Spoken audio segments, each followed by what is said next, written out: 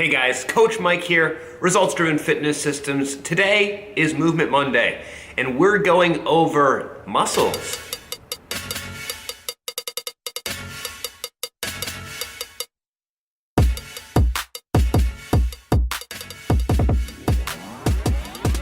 Welcome back to Movement Monday, everybody. Coach Mike here with Results Driven Fitness Systems. And today we're answering another question from our community.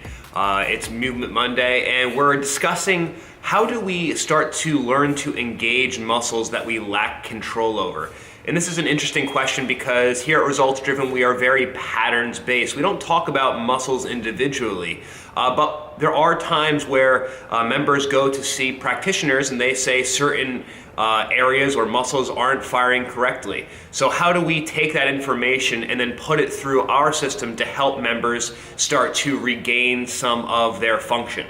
To get a lacking muscle firing again, the first thing we want to make sure of is that there's no pain on board. If there's pain, we can almost be guaranteed that whatever change we're trying to make is not going to stick. We say pain alters motor control. So if we're trying to get a pattern to start working again, but there's pain in that area, things just aren't going to work correctly. After that, we'd want to address mobility of the hips, shoulders, and spine. And then after that, we're looking to create stability and then strength to hopefully start making those lacking muscles start firing again and make that person stronger and more functional. To give you an example, let's say somebody has a weak core. Now we can do all the planks and side planks and core work that you are accustomed to seeing here at Results Driven. But if there's an underlying mobility issue, doing all the planking in the world is not going to help somebody regain their core strength. Sometimes it's a hip mobility issue or a shoulder mobility issue. So before we start trying to train the core, we want to look at the mobility of the hips and shoulders, and we do that through the functional movement screen. So the active straight leg raise assessment and the shoulder mobility assessment, including the clearing tests to make sure there's no pain, will give us an idea of if mobility is the first place to start. Once we're addressing mobility, the next level of movement is stability.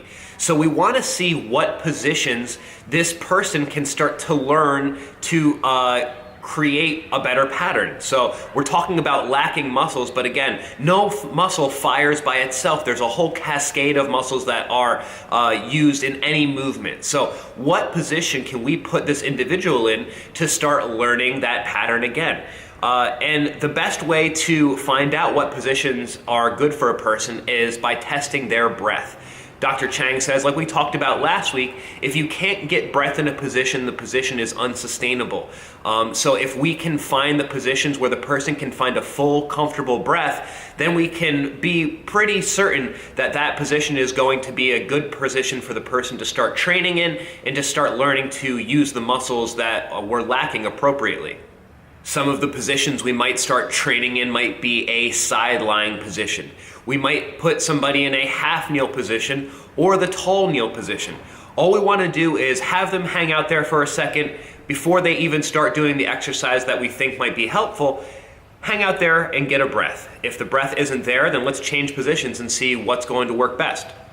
The important thing to remember here is that we are not strengthening one muscle. We're strengthening all the muscles in a pattern to make sure that specific muscle starts to fire correctly. So the most important thing to do is get screened. Okay, going through the functional movement screen will allow a trainer worth his salt or her salt to look at you in a more holistic way and start to find exercises that, again, allow the muscle that's lacking to start firing correctly. The functional movement screen allows us to develop a plan for you and your goal. So we've had members come in who have a weak core, but it ends up being an underlying hip mobility or shoulder mobility issue. So we go through the screen, find the appropriate breakouts, and that helps us determine the plan of action. The cool thing is, a lot of the time, we don't have to completely change course.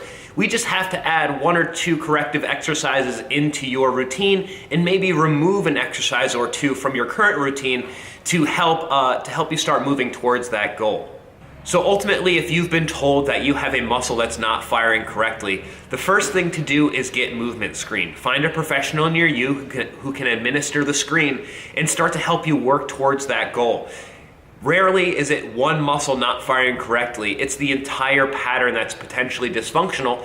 So finding the appropriate exercises for you and taking out some of the inappropriate exercises for you is a great place to start when a muscle is not firing correctly. Thank you for joining us for Movement Monday. I'm Coach Mike from Results Driven Fitness Systems. Thanks for joining us.